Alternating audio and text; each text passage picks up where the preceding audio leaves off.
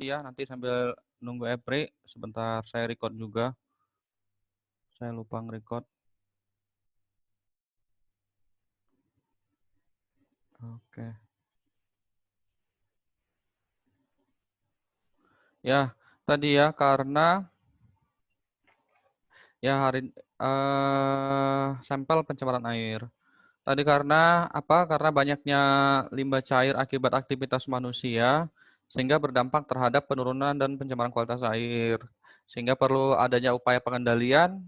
Pengendaliannya itu bisa tahu caranya bagaimana adalah salah satunya harus diukur parameternya. Kira-kira melebihi NAB apa tidak.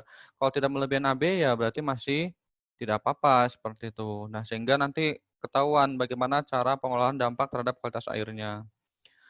Berikutnya, untuk maksud dan tujuan pengendalian kualitas air, yaitu tujuannya untuk pencegahan atau penurunan pencemaran kualitas air.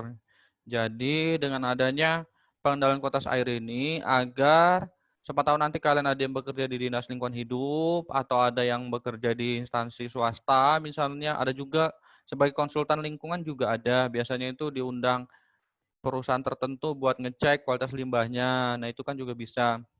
Nah, kalau misalnya nanti kalian salah satunya bekerja di bagian lingkungan atau environment, nah salah satunya adalah tujuan dari pengelolaan kualitas air ini untuk mengurangi pencemaran kualitas air. Misalnya Dian nanti misalnya bekerja di salah satu perusahaan swasta, nanti misalnya bekerja di bidang lingkungan ya atau environmental health.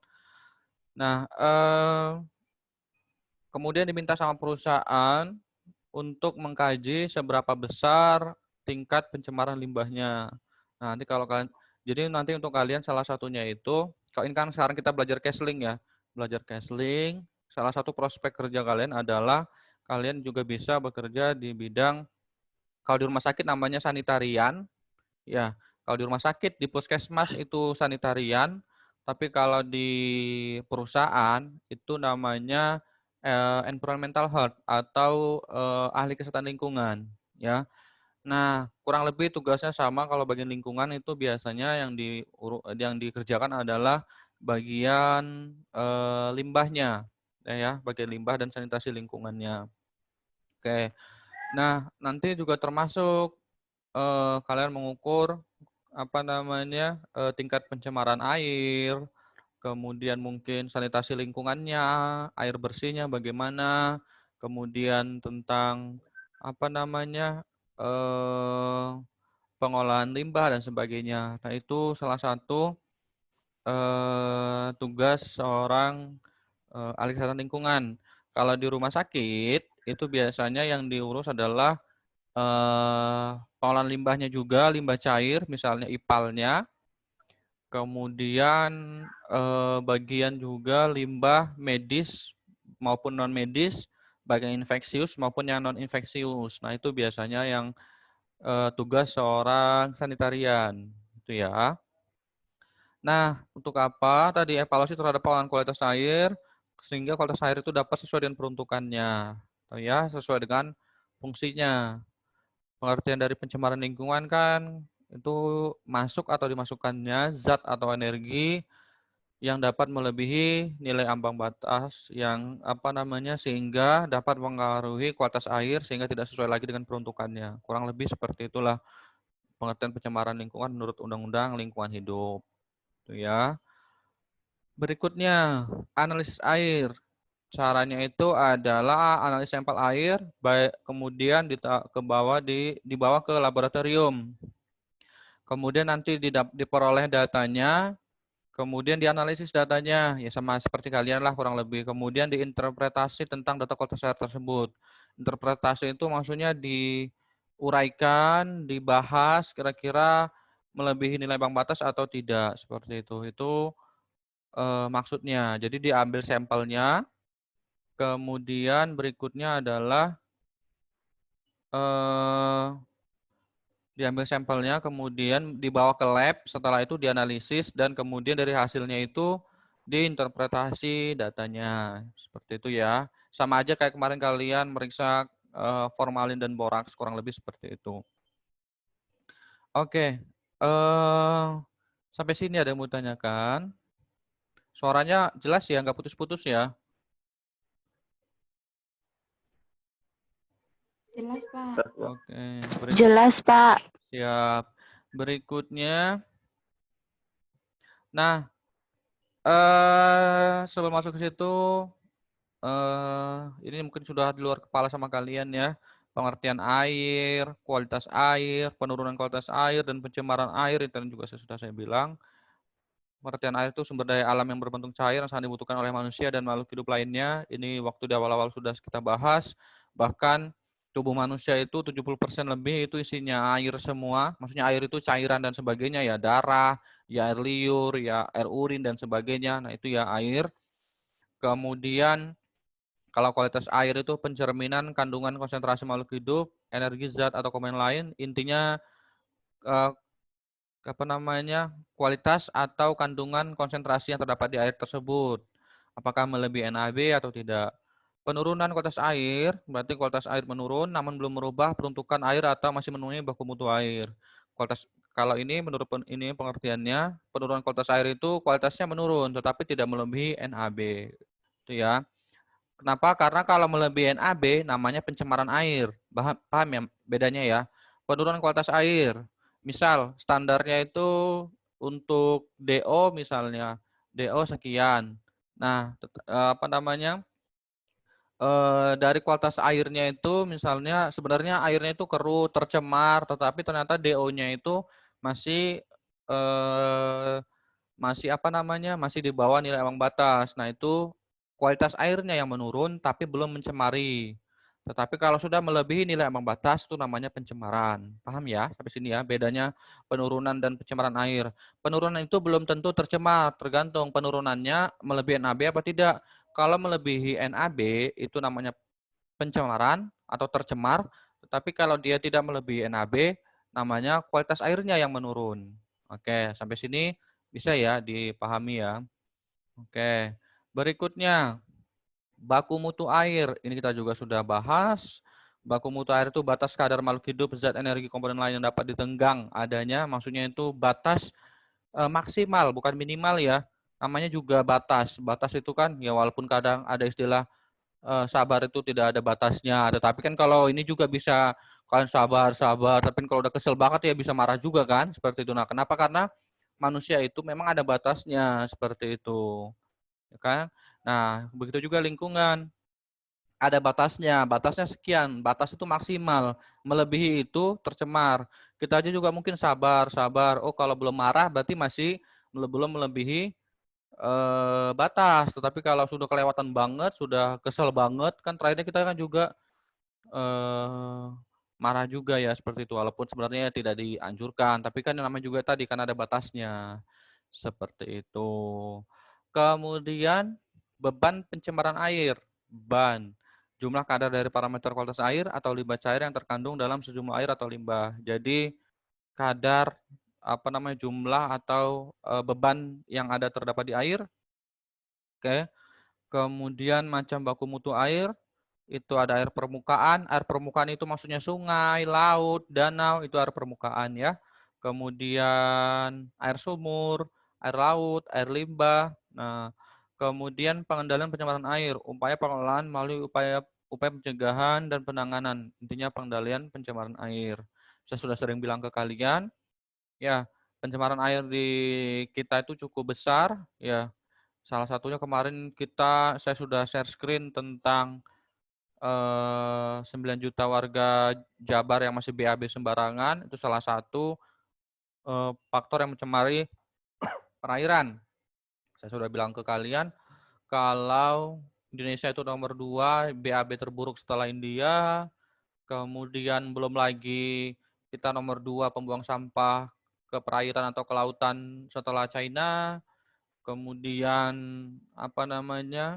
kita juga termasuk khususnya Sungai Citarum di Jabar itu salah satu juga termasuk sungai yang sangat tercemar dan sebagainya ya. Jadi begitulah, nggak usah jauh-jauh, mungkin di sekitar lingkungan kalian, sungainya di sekitar kalian aja kalian bisa lihat sendiri bagaimana kualitasnya. Kenapa? Karena faktor terbesar itu adalah faktor bad habit. Bad habit itu perilaku buruk dari masyarakat. Misal, perilaku ini memang sulit dirubah ya. Kalau enggak pelan-pelan, tapi bisa diubah. Yang penting ada aturan jelas, kemudian tegas. Oke. Kenapa? Karena terjadi yang selama ini terjadi adalah adanya pembiaran. Misal, di tempat tinggal kalian ada ibu-ibu misalnya awalnya buang sampah sembarangan ke sungai, nggak ada yang negur, terjadi pembiaran, hal-hal seperti itu udah jadi biasa. Lama-kelamaan, ibu itu aja je buang buang sampah ke sungai je, udah saya ikut-ikutan juga gitu. Jadi yang lain ikut-ikutan, yang lain juga ikut-ikutan, masa saya juga ini daripada saya buangnya jauh atau saya pisahkan, pilih-pilih jenis-jenis sampahnya mending saya buang langsung aja gitu. Nah, jadi memang sulit untuk merubah perilaku tetapi bisa. Karena ada banyak juga contoh-contoh desa yang benar-benar bersih, banyak juga contoh-contoh desa yang benar-benar menerapkan lingkungannya itu dijaga. Ya seperti itu. Kalau di Jogja itu contohnya itu Desa Sukunan di Sleman, yaitu salah satu desa yang pengelolaan lingkungannya sudah sampai tingkat nasional. Saya pernah cerita ke kalian, bahkan mereka air urin juga sudah dikelola seperti itu, air kencing juga sudah dikelola. Tapi kalau untuk desa terbersih itu, menurut data itu saya lupa nama desanya, salah satu desa di Bali itu desa terbersih, salah satu desa terbersih di dunia. Intinya kan ada, bisa seperti itu. Jadi kalau di Bali itu yang saya baca, saya lupa nama desanya, itu mereka itu ada hukum adat. Ya, jadi kan Bali itu kan terkenal sama adatnya ya. Adat istiadatnya itu mereka kental banget. Walaupun mereka ya agamanya maksudnya Hindu dalam artian ini, tapi justru mereka itu karena tadi adat istiadat mereka itu sangat ketat ya. Jadi kalau melanggar bisa dikeluarkan dari desa dan sebagainya. Jadi memang karena aturan-aturan adat tadi tersebut, jadi membuat masyarakat jadi malu, dan terakhirnya jadinya ngikut semua. Dalam artian karena tadi ada aturan yang terpaksa, ya sama kayak kalian lah. Mungkin awal-awal pakai helm karena terpaksa, karena takut ditilang Pak Pol dan sebagainya. Ya jadinya kan ya mungkin sebagian ada yang merasa itu terpaksa pakai helm, sebagian mungkin ada yang mikir udah pentingnya keselamatan, tapi kan intinya karena ada keterpaksaan jadi dilakukan. Nah, di Bali itu seperti itu karena ada hukum adatnya. Jadi itu desa itu termasuk desa terbersih seperti itu. Jadi bisa nggak Pak? Bisa seperti itu. Kalau saya baca cerita awalnya mereka juga itu sebenarnya dari awalnya itu nggak bersih dalam artian itu ada inisiasi dari masyarakat desa setempat, tokoh-tokoh masyarakat, kita bisa deh desa kita ini bersih nggak gini begini aja. Nah, jadi ternyata bisa. Yang penting ada aturan atau hukum adat, misalnya adat istiadat yang mengatur dan itu ada aturannya seperti itu ya. Nah, masuk lagi ke pengolahan limbah cair. Bagaimana sih untuk pengolahan limbah cair? Yang pertama, kebijakan perusahaan. Kalau dia itu terkait dari perusahaan. Kenapa? Karena selama ini yang cukup banyak penyumbang terbesar pencemaran air adalah industrial dan rumah tangga. Ya, khususnya industrial karena kan tadi saya bilang mereka menghasilkan produk yang barang-barangnya itu menggunakan bahan-bahan kimia yang cukup banyak. Jadi kebijakan perusahaan company policy maksudnya itu kalau sekarang perusahaan-perusahaan itu wajib dari Kementerian Lingkungan Hidup harus zero waste, dalam artian itu hasil limbahnya itu tidak mencemari lingkungan. Nanti salah satu tugas kalian, misalnya ada yang tertarik bekerja di lingkungan, kalian adalah bikin dokumen proper. Proper itu salah satu syarat industri itu menandakan bebas pencemaran apa tidak, proper namanya ya, proper. Nanti itu ada propernya, itu ada yang hijau, yang paling tertinggi itu adalah propernya emas kalau nggak salah. Nah itu jadi penghargaan dari Kementerian Lingkungan Hidup, sama kayak di Kementerian Tenaga Kerja. Kalau kalian nanti ada yang bekerja sebagai safety, itu perusahaan itu harus zero accident, nanti mendapatkan penghargaan namanya penghargaan zero accident tadi. Biasanya itu juga ada benderanya, bendera emas dan sebagainya. Kenapa? Karena kalau tadi perusahaannya itu citranya itu bagus, misalnya dari lingkungan mereka mendapatkan propernya juga udah bagus, dari safety mereka juga udah dapat penghargaannya bagus, citra perusahaan itu jadi positif. Kalau positif, otomatis banyak yang percaya ke perusahaan tersebut, sehingga produknya juga banyak yang menggunakan. Nah, gitulah. Jadi itu salah satu dari kebijakan perusahaan. Sekarang rata-rata begitu. Jadi harus mereka itu green company, dalam artian perusahaan itu harus pengolahannya itu berbasis lingkungan. Ya, seperti itu. Kemudian pendekatan manajemen, manajemen berupa aturan dan sebagainya, pendekatan pola pikir atau mindset. Ya, mindset itu baik di masyarakat maupun di perusahaan itu sama tadi. Jadi apa namanya? Mindset-nya adalah harus bebas dari limbah, seperti itu. Bebas dari limbah, bebas dari pencemaran dan sebagainya. Kemudian pelaksanaan pengolahan limbah cair. Ya, jadi bagaimana pengelolaannya, kemudian kita metodenya bagaimana, ya, apakah kita pakai pengelolaan IPAL, kemudian nanti dikasih bakteri tertentu biar untuk mengurangi pencemaran limbah, kemudian mungkin pakai alat apa namanya, aerator dan sebagainya. Nah, itu untuk salah satu cara untuk mengurangi proses mengurangi pencemaran limbah dan sebagainya, itu ya. Nah, prinsipnya itu harus clean production, ya, jadi harus produksi bersih. Tadi saya bilang, jadi produknya itu harus bebas pencemaran, kemudian penanganan limbah akhir end of pipe itu harus sekecil mungkin dampaknya. Nah, bagaimana sih penanganan sumber limbah cair? Misal ya, sumber limbah cairnya itu air cucian dan admois pada proses penggunaan cengkeh. Dengan cara fisik kimia misalnya disaring, difilterisasi, sedimentasi.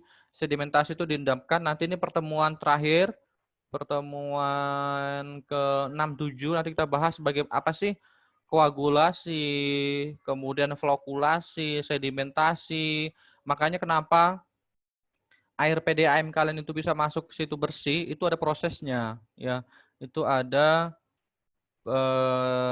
prosesnya untuk sampai ke masyarakat tuh ada proses. Jadi itu pertama itu difilter dulu, difilterisasi, kemudian sedimentasi, sedimentasi itu diendapkan, kemudian itu penetralan pH. Misalnya kalau pH terlalu asam atau terlalu basah dinetralkan dulu. Kemudian koagulasi, koagulasi itu dikasih koagulan, misalnya kaporit, misalnya tawas dan sebagainya, fungsinya untuk koagulan, untuk mengikat zat-zat tadi. Kemudian flokulasi, dari mengikat apa namanya koagulasi tadi terbentuk flok-flok. Flok-flok itu kayak apa namanya lumpur-lumpur tetapi dalam jumlah banyak, kayak di apa kotoran-kotorannya itu mengikat jadi satu. Nah, itu yang namanya flokulasi. Nah, itu ya dan sebagainya. Nanti itu ada prosesnya itu di pertemuan ke-6 dan ke-7. Makanya kalau kalian tanya lah itu PDAM itu dari mana? Mereka kan salah satunya itu disedot dari sungai. Sungai kan keruh. Nah, tapi kok sampai ke rumah enggak keruh, itu ada prosesnya. Ya, kalau kalian misalnya tertarik ada yang pengen main ke PDAM ya, silakan aja misalnya siapa yang inisiasi ke PDAM kalau memang boleh ke sana seperti itu. Nanti kita bareng-bareng kalau ada yang mau lihat prosesnya. Seperti itu ya. Nah, kemudian pengolahan lanjutan absorpsi, pemanfaatan lumpur. Lumpur ini lumpur aktif ya. Bukan lumpur yang kayak kalian waktu kecil main lumpur. Bukan, ini lumpurnya ini memang lumpur buat menyerap limbah, namanya itu lumpur aktif ya. Seperti itu. Itu ya.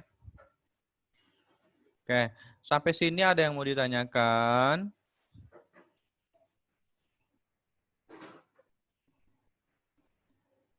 Ada yang mau? Pak, mau nanya Pak, Boleh.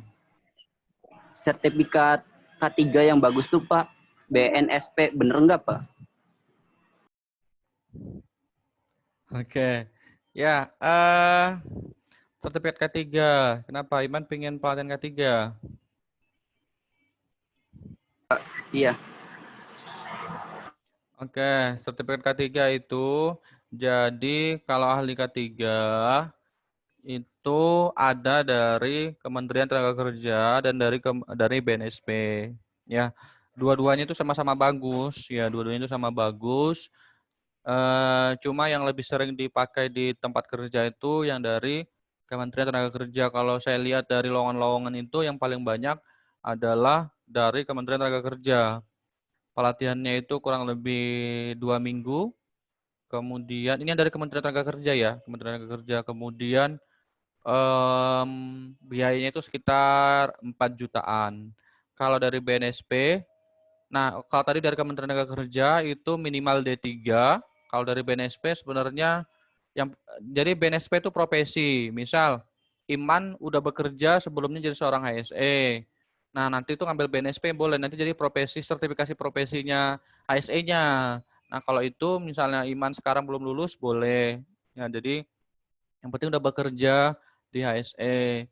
Jadi nggak harus ini, tapi kalau dari Kementerian Kerja itu minimal D3. Kemudian kalau dari segi biaya yang dari BNSP itu lebih murah, kurang lebih sekitar 3 jutaan kalau nggak salah. Tetapi sama aja, sama-sama bagus. Tetapi yang sering digunakan itu yang dari Kementerian Tenaga Kerja. Tapi BNSP juga kalau kalian mau ikut ya tidak apa-apa. Kadang-kadang juga dibutuhkan juga. Maksudnya itu tetap dipertimbangkan karena itu juga dari badan yang terakreditasi. Oke, gitu ya, Iman ya. Bukan lebih Iya Pak.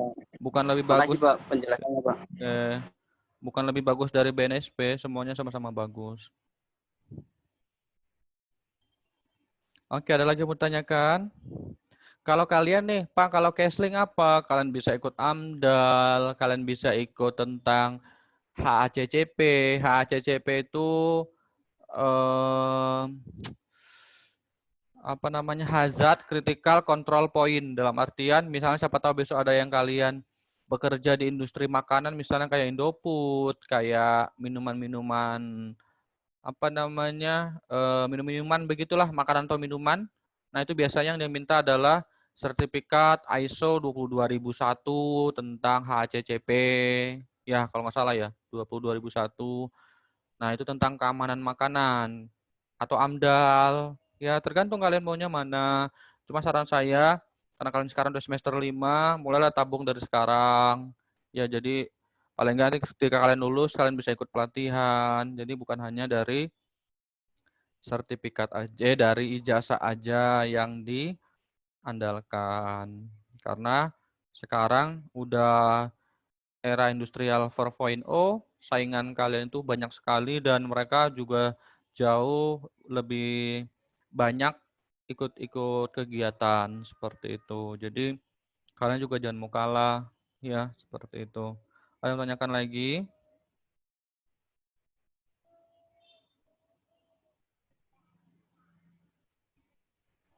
Ada? Atau cukup?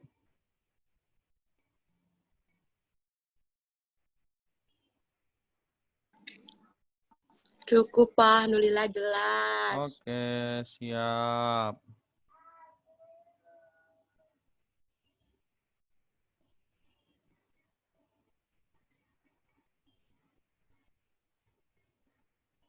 Oke, saya punya tebak-tebakan nih. Udah ini ya. Penyanyi penyanyi apa yang suka sepedaan? Nih, penyanyi itu di chat ya. Di chat ada penyanyi apa yang suka sepedaan?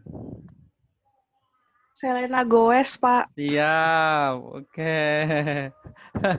Boleh, boleh, boleh, boleh.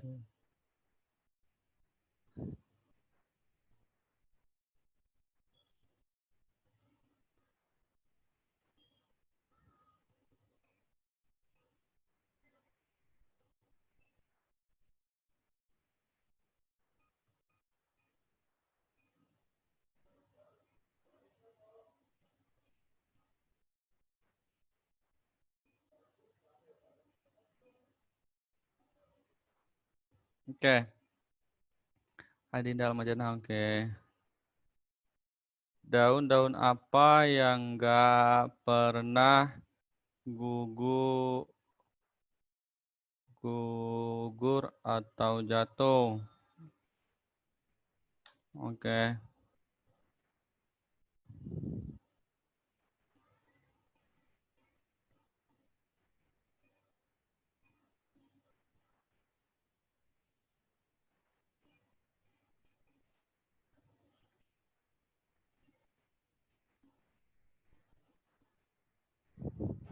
Daun telinga, Pak. Boleh. Gampang-gampang kayaknya ya. Udah tahu nih Jihan ini. Oke dah. Kalau begitu. Terlalu gampang kayaknya ya. Siap dah.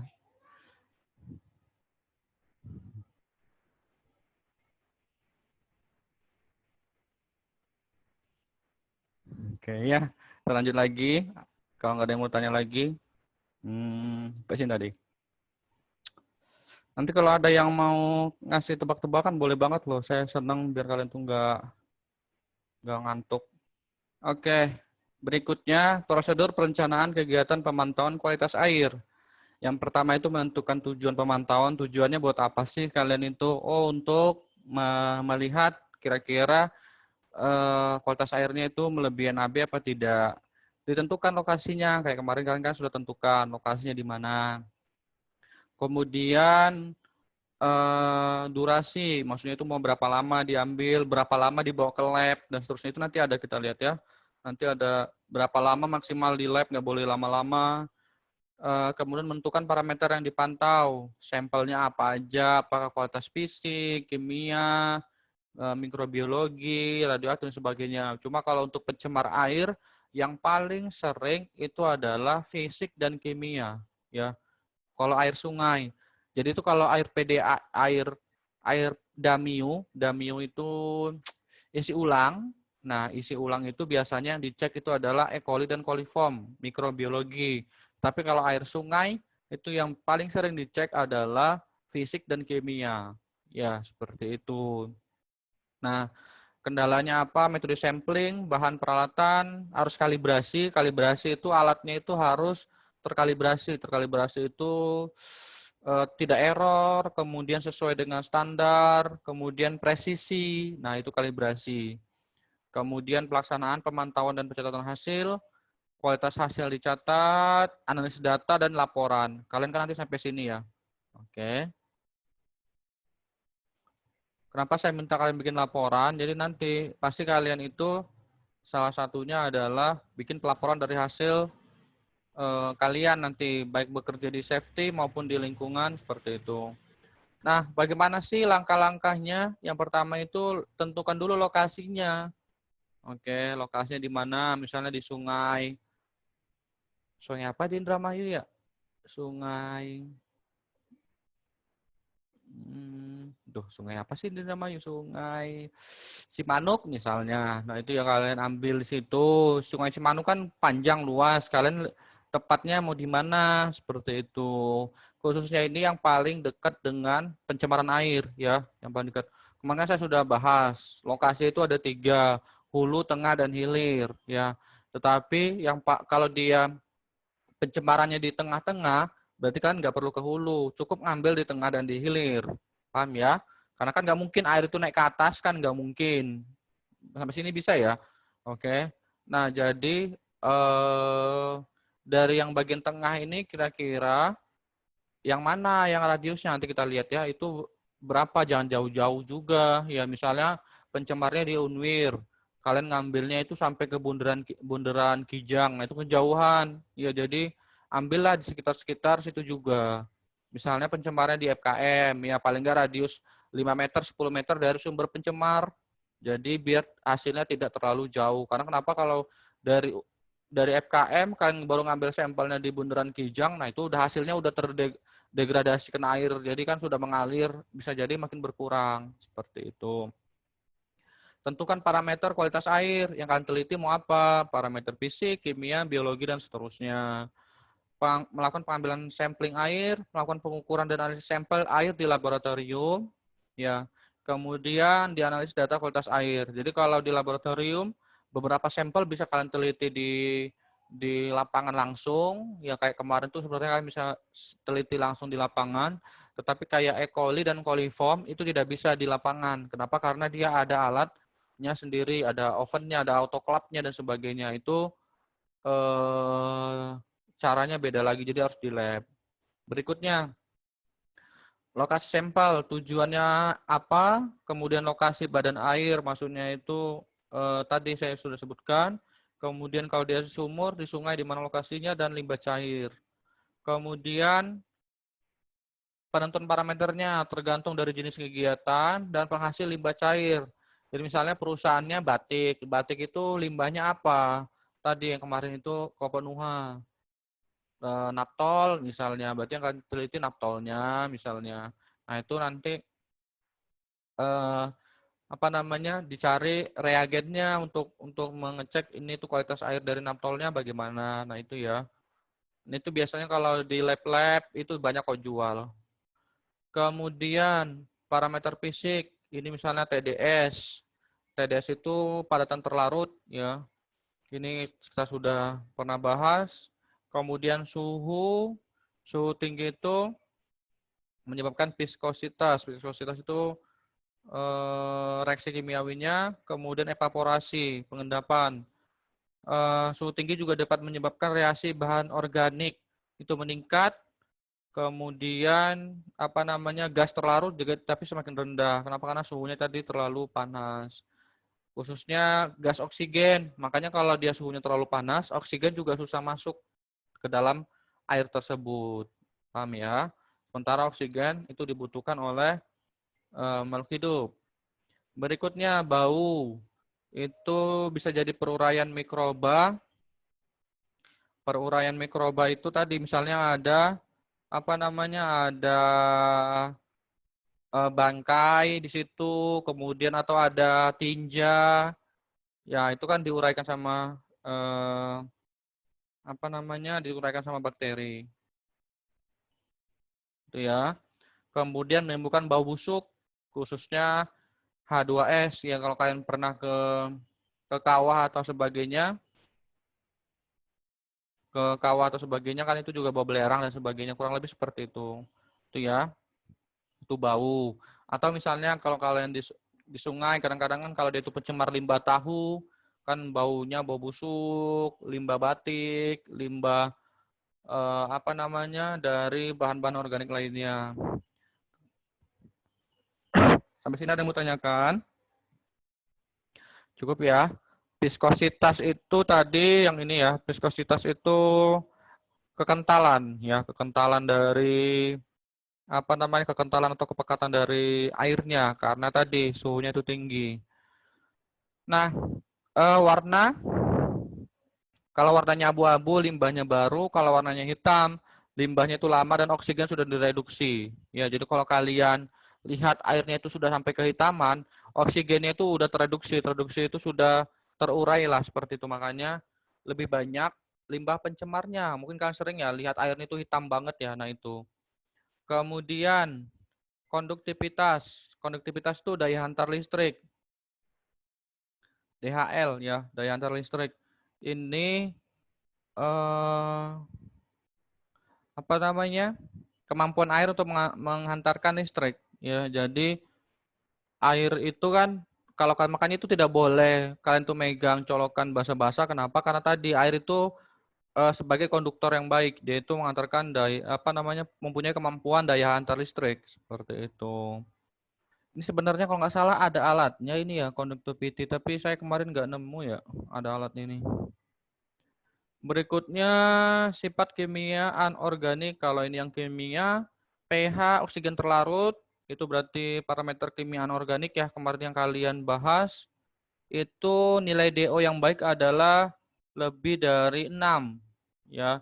Kenapa? Karena itu oksigen terlarut. Nanti tinggal kalian bandingkan aja sama tadi hasilnya EPRI misalnya atau hasilnya kalian tadi berapa DO-nya kemarin.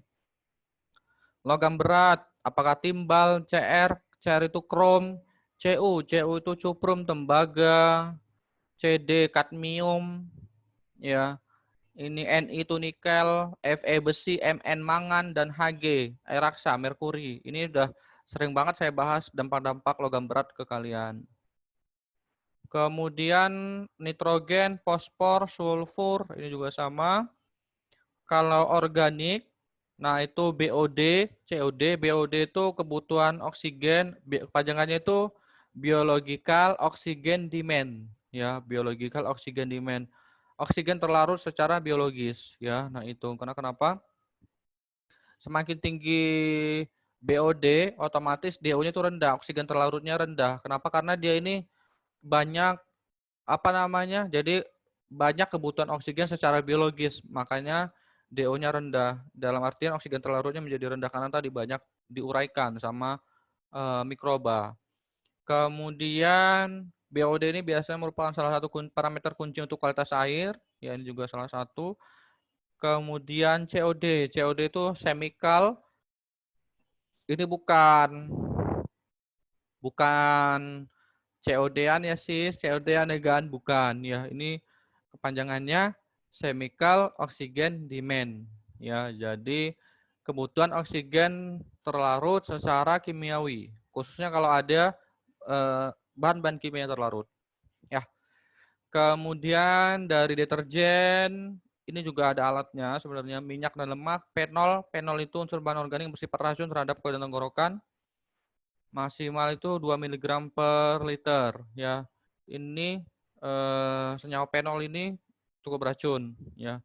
Ini biasanya di industri-industri alkohol dan sebagainya ya. Kemudian, nah sekarang yang perlu kalian perhatikan bagaimana sih pengambilan sampel airnya. Yang pertama itu dapat mewakili kualitas sampel. Jadi tadi saya bilang harus mewakili. Jangan kalian ambil di sini, ambil di sana, tetapi tidak mewakili. Oke ya. Berikutnya sampel tidak rusak, baik itu pewadahan, ditaruh di tempat, diawetkan maupun waktu simpan. Nanti kita lihat. Nah, macam-macam sampel. Sampel itu ada dua, sampel grab dan sampel komposit. Ini bukan grab bike, grab car bukan ya. Sampel grab itu sampel individu atau satuan yang diambil pada lokasi tunggal pada waktu tertentu. Jadi kalau apa namanya? Sampel grab itu diambil misal Susan mau ngambil sampel di FKM. Nah, hanya di situ aja ngambilnya. Nah, itu namanya sampel grab. Oke.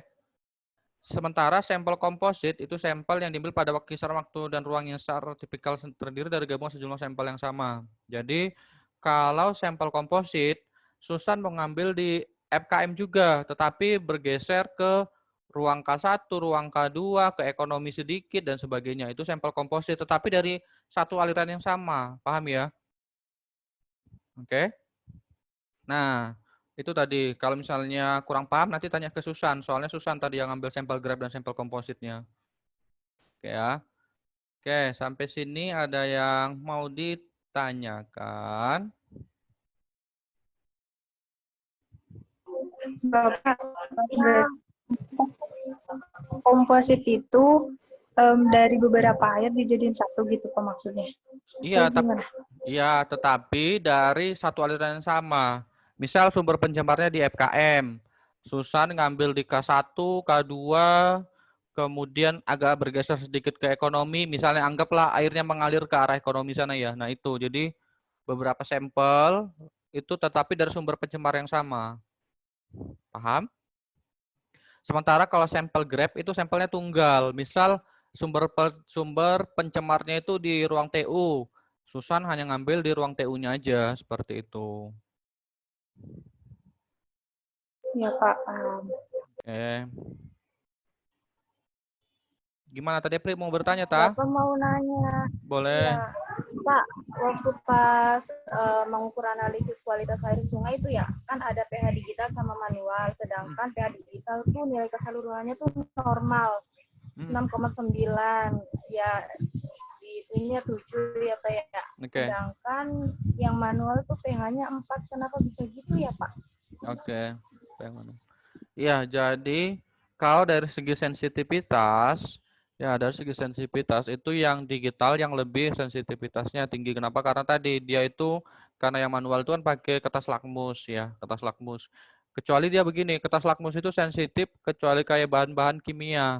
Ya, kalau bahan-bahan kimia dia itu sensitif banget ininya karena dia itu langsung memerahkan biru. Karena kalau dia air biasa, dia itu tidak terlalu kelihatan perubahan di lakmusnya. Ya, karena saya dulu praktikum ya, tentang zat organik ya. Zat organik, dia itu pakai apa namanya, KMNO4. KMNO4 itu kalium permanganat. Nah, itu salah satunya itu dia cepat merubah, reaksi karena dari bahan kimia tertentu. Jadi dia memerahkan yang biru, membirukan yang merah dan sebagainya.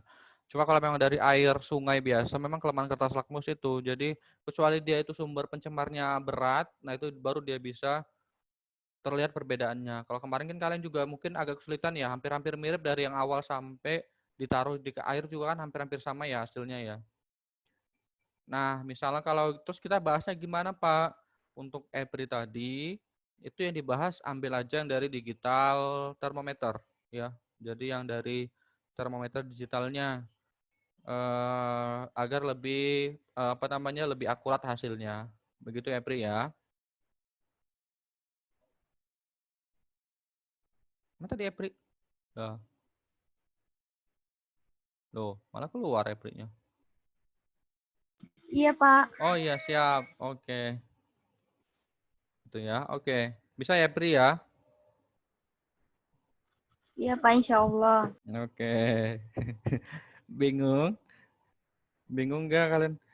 Bikin laporannya jangan lupa ya, kemarin formatnya ada judul, tujuan, latar belakang, alat dan bahan, kemudian cara kerja, hasil, pembahasan, pembahasannya itu bandingkan dengan NAB dan jurnal, baru daftar pustaka. Kira-kira begitu ya urutannya.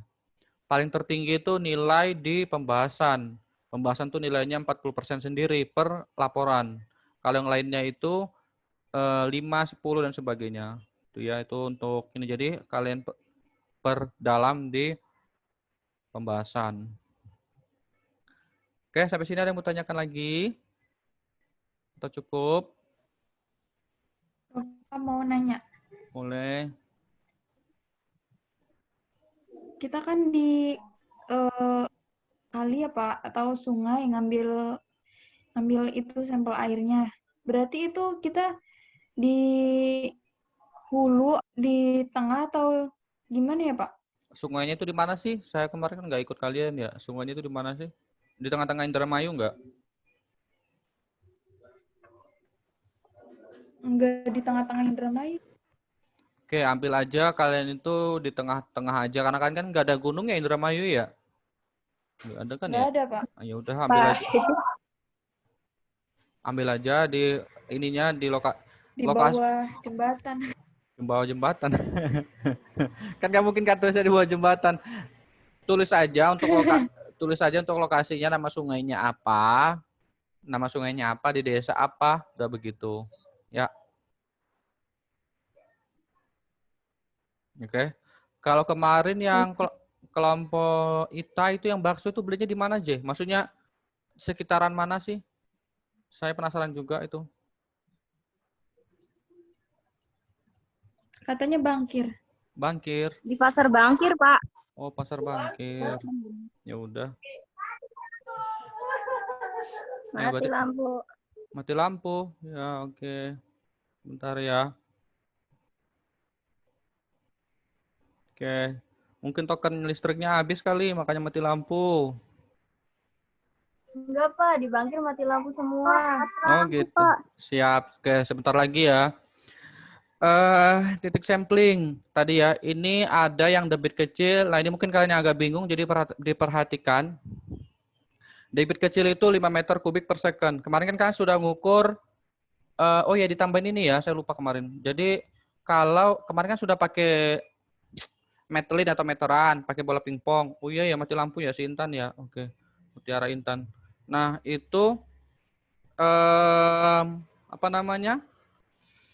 Setelah diukur itu berapa kecepatannya? Kalau dia 5 meter per second itu berarti debitnya kecil. Itu untuk mengukur debit air ya. Kemudian kalau kecepatannya itu 5 sampai 150 meter per sekon itu debitnya sedang. Debitnya besar itu 150 sampai 1000 meter kubik. Sebenarnya ini kemarin ini fungsinya buat apa? Ketika kalian kecepatannya ini kalian diambil di tengah dengan jeluk setengah kedalaman. Maksudnya itu ya kemarin memang mungkin kalian tuh agak habis hujan ya. Sebenarnya kalau kalian bisa mengambil sampel, diukur dulu debit airnya. Kalau misalnya kecepatan bolanya itu 5 meter per sekon, berarti itu debitnya kecil. Ambil setengah darinya. Jadi itu diambil embernya atau botolnya itu ke dalam pakai tali, nanti diambil lagi. Paham ya? Jadi itu di tengah-tengah sebenarnya. Berikutnya, kalau dia itu debitnya sedang, diambil pada jarak setengah dan 2/3 dengan jeluk setengah kedalaman. Ini juga sama. Setengah juga sampai 2/3. Kalau dia itu 5 sampai 10 meter. Kalau dia itu debitnya sedang, 5 sampai 150 meter.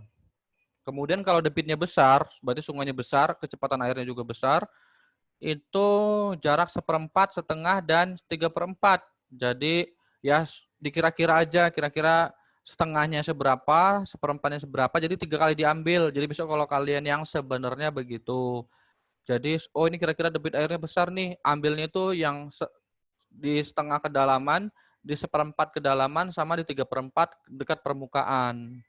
Gitu ya. Jadi itu untuk mewakili sampelnya. Nah kan, makanya nanti kalau kalian cukuplah disebutkan, dilihat berapa debit airnya kemarin, dilihat dari yang materi saya ini, dia termasuk debit kecil, debit sedang, atau debit besar. Ini buat tambahan pembahasan. Kenapa kalau dia titik sampling danau? Nah ini kalau dia kedalaman.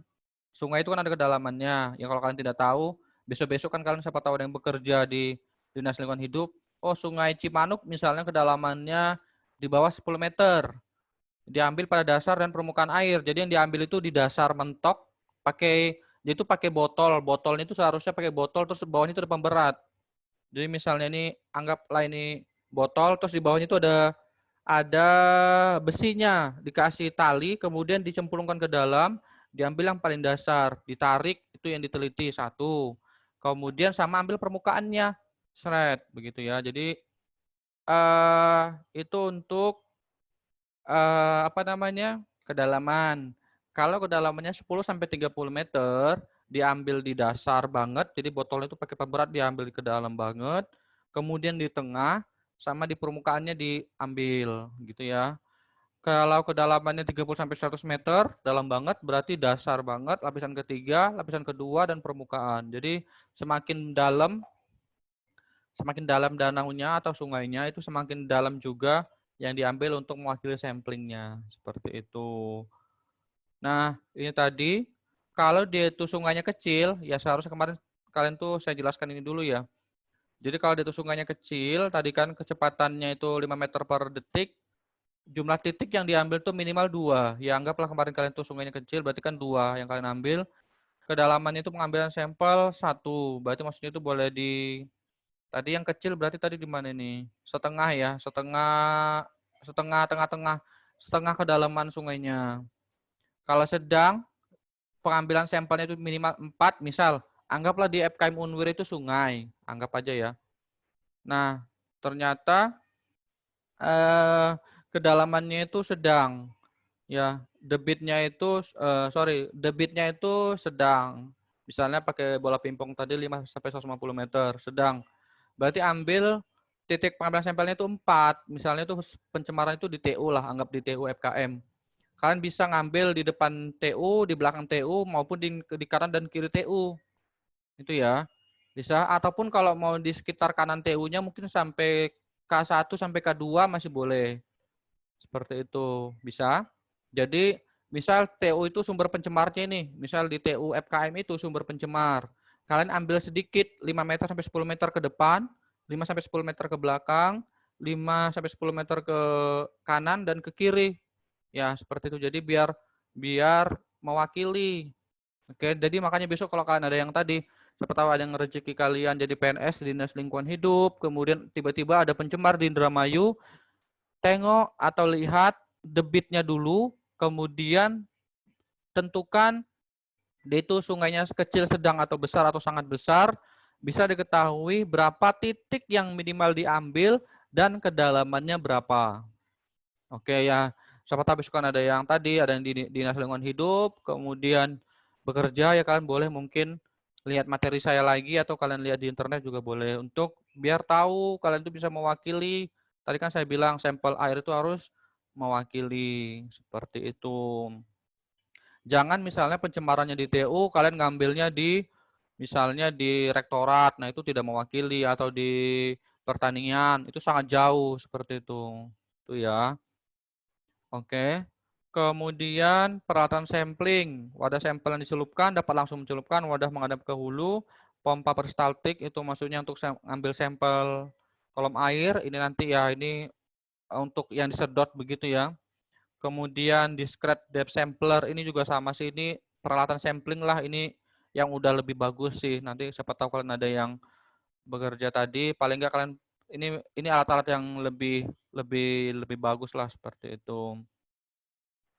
Nah, yang perlu diperhatikan, ini diperhatikan, contoh air yang akan diambil minimal 2 liter. Jadi kalau kalian mau ngambil di lab, itu sebenarnya harusnya minimal 2 liter.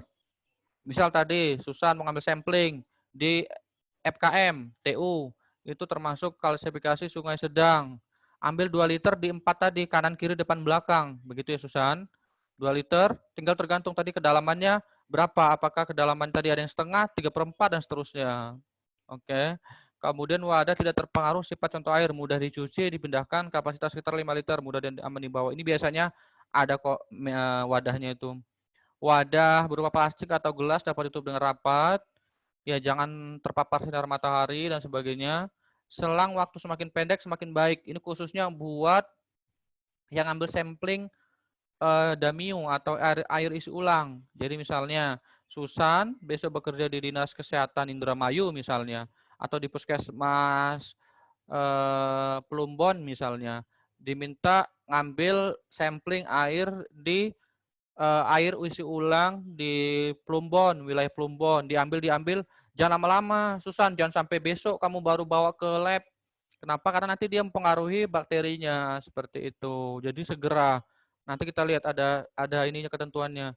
Kalau di Indramayu itu kalau untuk air isi ulang itu baru ada di labnya itu lab Dinas Kesehatan. Jadi setahu saya itu kelas karyawan itu kalau ngambil cerita, kalau ngambil sampling air isi ulang itu samplingnya itu dibawa ke lab Dinkes itu ya. Dan itu perlakuannya beda. Misal saya punya botol, ya anggaplah ini botol samplingnya lah. Ya, ini anggaplah botol. Nah, ini misalnya kerannya.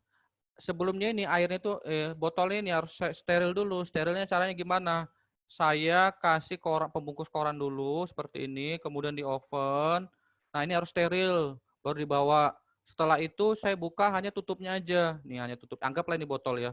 Nah, kemudian di lidah apikan. Jadi misalnya kalau ini dibakar dulu biar dia tidak tercemar. Kurang lebih yang saya diajarin praktikumnya seperti itu. Nah, setelah itu, setelah mulutnya ini dibuka, langsung dituangkan, ambil airnya, ditutup lagi, dibakar lagi. Kemudian ditutup semuanya. Nah, baru dibawa ke dalam wadah tertutup lagi, disimpan di box misalnya, baru segera dibawa ke lab, seperti itu. Nanti dari sini, setelah itu diambil pakai pipet, misalnya diambil pakai pipet, ditaruh ke tabung yang kemarin saya pernah bilang ke kalian itu, ditaruh ke situ, kemudian ditaruh di open, setelah itu baru nanti dicek jumlah kumannya. Kurang lebih seperti itulah. Itu di YouTube banyak banget cara kerjanya. Seperti itu. Saya tidak bisa kasih ke kalian karena ya untuk yang oven dan autoclave-nya itu ya lumayan mahal harganya. Jadi ya saya tidak bisa kasih ke kalian di situ. Oke. Contoh dapat mewakili dan aman. Contoh diberi label tentang jenis, tanggal. Nah, dikasih kertas label. Ini tuh kapan, jenisnya apa nih? Damiu di Plumbon, desa apa? Kapan diambil, lokasinya, cuacanya bagaimana, begitu.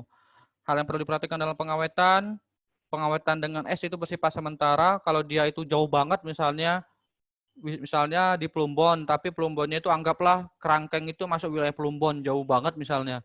Susan taruh di es biar dia ini tidak tercemar ya.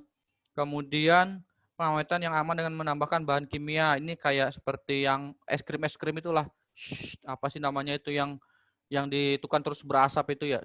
Nah, kurang lebih seperti itulah. Nitrogen. Tahu nitrogen ya, yang kayak es krim itu. Terus berasap dianya. Tahu? Es krim asap itu es krim nitrogen. Ya, itulah kurang lebih seperti itu. Nanti bisa kalian carilah. Nah, ini standarnya nih. Ada batas maksimum waktu simpan. Nggak boleh lama-lama. Kayak misalnya pH harus dianalisis segera. pH harus di tempat itu, nggak boleh lama-lama. Misal apalagi ya, TDS boleh 48 jam 2 hari dan sebagainya. Suhu segera. Kenapa suhu itu nggak boleh dibawa ke lab? Kenapa? Karena kalau dibawa ke lab pasti kena panas di mobil, pasti kena dingin, cuaca dan sebagainya. Jadi langsung diukur kalau untuk suhu. Di sini ada ini ketentuannya ya. Jadi biar tidak mengubah kualitasnya. Jangan sampai dia itu tercemar dari berbeda hasilnya karena kenapa salah prosesnya. Kemudian, nah ini ya, ini metodenya.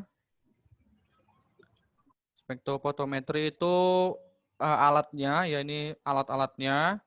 Kemudian ini peralatannya, ya ini Bapak, mohon maaf suaranya putus-putus. putus-putus. Yang lain gimana? Putus-putus juga? Iya, Pak. Oke, sebentar. Sedikit lagi sih ini. Mohon Asri Atun kau sendiri susah sinyal, soalnya lagi mati listrik. Oke, tidak apa-apa. Sebentar ya. Sebentar, saya ganti wifi-nya dulu. Oh, ini dah. Sampai sini dulu deh, ada yang mau tanyakan?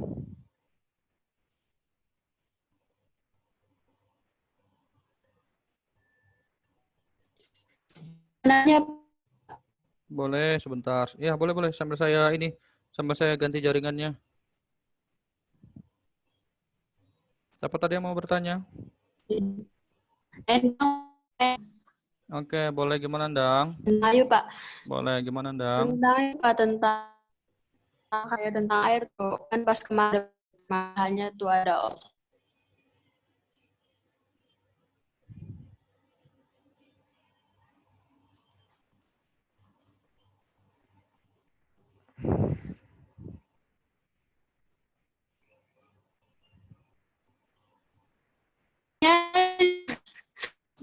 ya udah Pak, ditanya apa ya Bapak? Oke. Sebentar, saya tadi ganti jaringan. Gimana, Ndang? Mau dicat tak? Halo? Sekarang masih putus-putus nggak jaringannya ya? Tahu Pak, salah. Halo, tes. Iya. Endang Endang di chat aja ya, Endang. Suara Endang putus-putus tuh. Bapak nggak putus, Endang yang putus-putus. Saya putus-putus enggak? Saya putus-putus. Enggak, Bapak enggak. Oke. Udah, Bapak. Oke, sip. Sebentar lagi ya. Saya paling 2 slide lagi nih. Endang di chat aja, Endang ya. Sebentar, saya paling 2 slide lagi nih. Ini tadi di metodenya, ini peralatannya. Buret itu apa namanya? Semacam kayak yang kemarin kalian itu yang gelas ukur segini, tapi dia itu lebih panjang ya. Namanya buret. Biasanya kalau anak-anak kalian yang dari SMF pasti tahulah nanti dibuka kerannya sedikit untuk ditetesnya itu seperti itu. Nah, itu buret namanya. Kalau yang dari SMF pasti ngerti. Berikutnya analis data parameternya itu dibandingkan dengan peraturan pemerintah, keputusan menteri, keputusan gubernur, ya. Kalau ini juga bisa Indramayu. Kalau kalian nemu yang Perda Indramayu lebih bagus loh. Kenapa? Karena kalian kan ngambilnya itu di Indramayu, lebih bagus kalau ada Indramayu. Ya, jadi biar hasilnya itu lebih real time, lebih pas lah karena kalian ngambilnya itu di Indramayu. Takutnya kalau kalian ngambil di Permenkes standarnya ketinggian seperti itu. Tapi kalau nggak ada dari Indramayu, boleh deh dari Permenkes atau gubernur atau peraturan pemerintah. Jadi boleh-boleh aja. Interpretasi tenaga ahli. Tapi kalau besok kalian tadi kerja di dinas LH atau dinas kesehatan misalnya, kalian ngambil sampel di Indramayu. Usahakan yang paling kalian bandingkan dulu NAB-nya adalah NAB dari Perda Indramayu, ya. Jadi biar lebih real time, sesuai enggak. Karena kalau dari tadi, dari Permenkes takutnya ketinggian atau terlalu justru berbeda hasilnya. Interpretasi tenaga ahli yang sangat tergantung dengan tingkat wawasan ini, interpretasi hasilnya ya. Oke, ternyata tinggal slide terakhir, satu slide terakhir. Ada yang mau tanyakan sampai sini? Tadi Endang, ya. Tadi mana Endang? Pak, untuk parameternya itu yang air tuh Pak, kita pakainya salah satu aja ya Pak ya? Boleh, salah satu aja. Ya udah, makasih. Sebentar ya. Sebentar. Ada mau tanyakan lagi nggak? Endang tadi katanya mau nanya. Mana Endang nih? Bisa di chat yang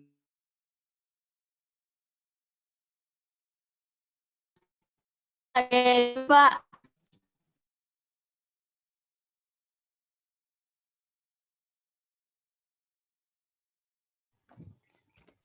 Oke, sebentar ya sambil saya absen dulu. Kalau yang mau bertanya boleh. Kok Bapak nggak ada suaranya ya?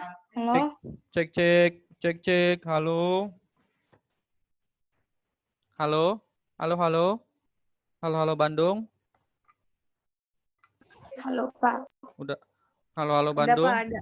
Ibu kota Priangan. Sudah lama beta. Sebentar, saya cari absen dulu. Tadi mana Endang? Kalau penanya boleh loh, Endang. Mana sih absennya ya? Ada enggak? Terus Mbak, Mbak.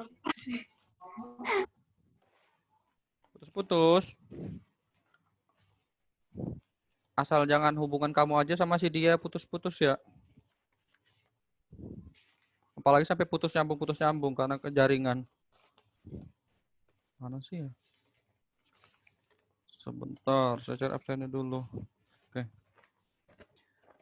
Ada tadi, mana Endang? Nggak jadi nanya Endang. Boleh loh kamu nanya.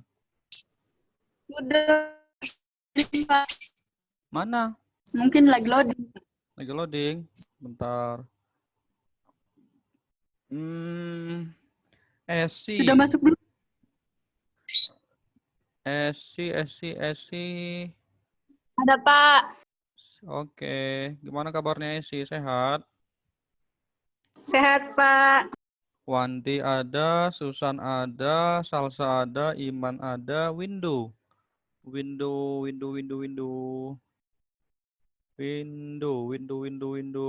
Sudah sewindu aku tidak bertemu. Mana tadi? Hadir Pak, hadir Pak. Oke, ya. Jihan ada, Ita ada, Sri Atun ada, Nanda ada, Adinda ada, Dian oke, Nanang iya, Widi ada, Siti Roheni.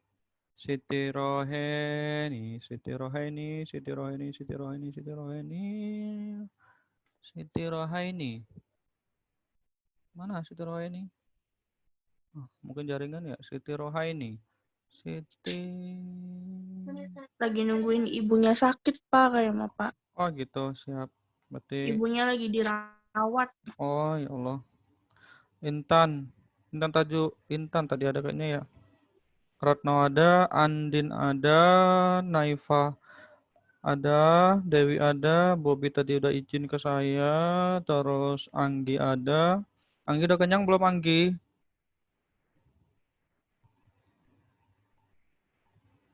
Nggak dengar dia. Haura ada, Nuha ada, Epri ada,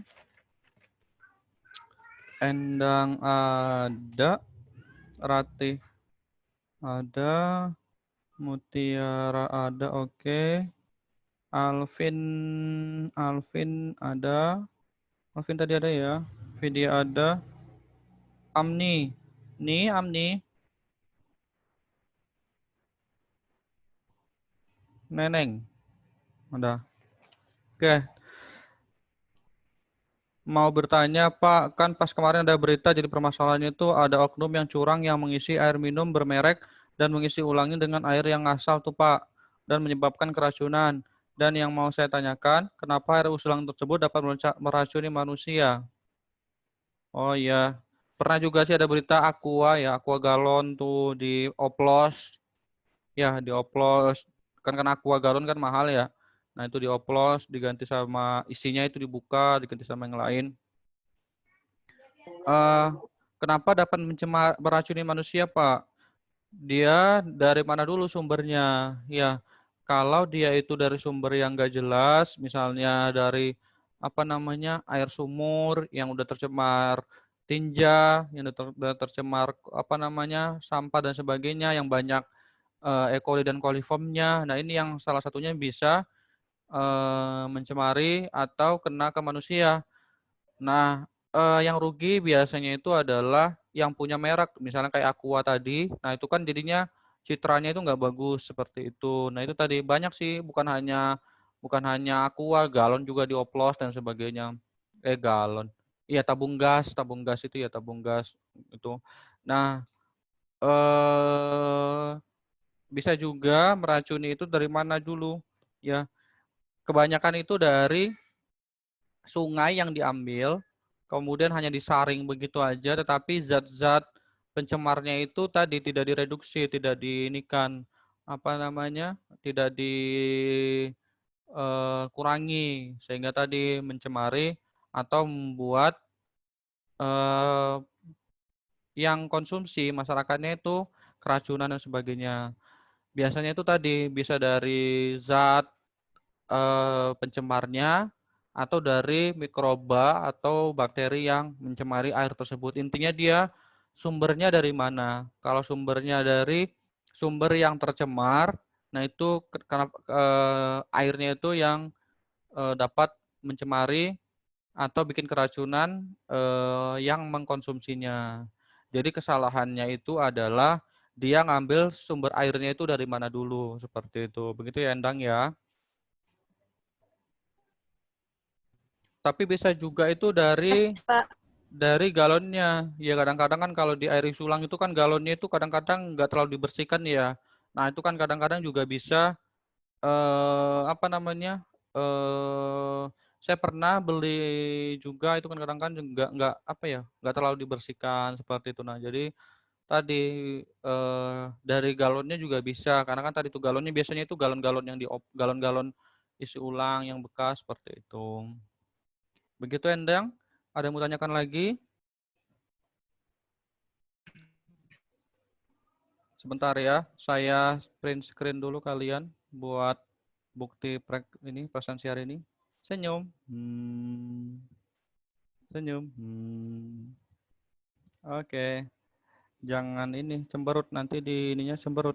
Ada yang mau tanyakan lagi enggak sebelum saya tutup sebentar ya? Saya lagi screenshot dulu buat laporan ini perkuliahan. Ada lagi? Susan mau tanya lagi Susan? Enggak, Bapak. Bentar ya, saya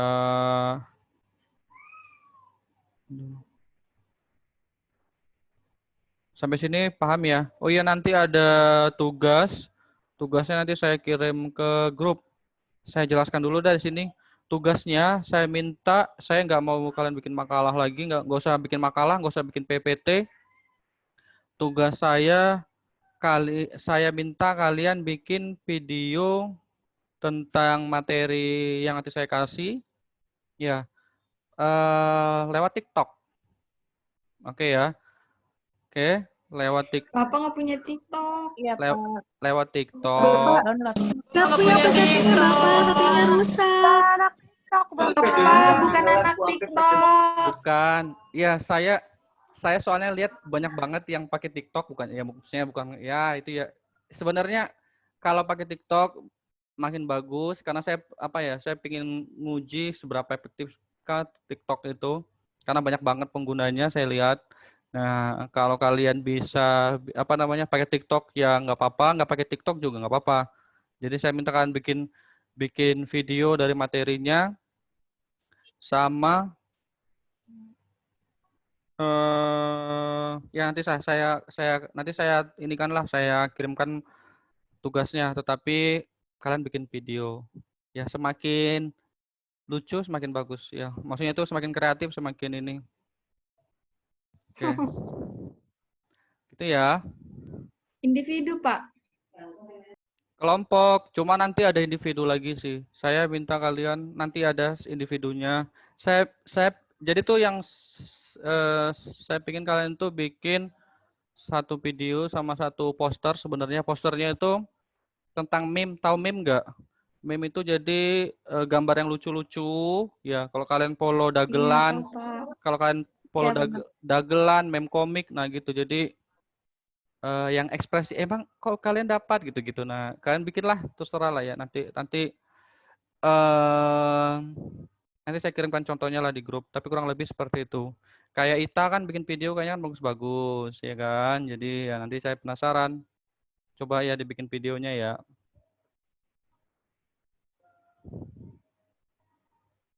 Oke, sebentar ya, saya kirim dulu. Kalau sudah, saya cukupkan sekian. Kurang dan lebihnya saya mohon maaf. Widi, terima kasih ya Wid ya. Saya akhiri. Iya Bapak, sama-sama. Saya akhiri. Wassalamualaikum warahmatullahi wabarakatuh. Terima kasih semuanya. Waalaikumsalam. Waalaikumsalam.